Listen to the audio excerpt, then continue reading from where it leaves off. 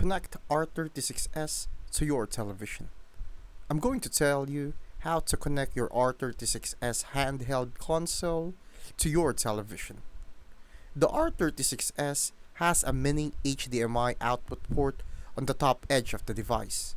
To connect it, you'll need a mini HDMI to HDMI cable. Plug the mini edge into the console and the regular HDMI end into your television. Then, turn on the R36S and switch to your TV input to the correct HDMI port. The display should mirror instantly. No extra settings required. Make sure the cable is fully inserted, as loose connections can cause black screens or flickering. Also, keep your console plugged into a charger while using HDMI output, since it drains the battery faster. That's it. You're now playing your favorite retro games on the big screen.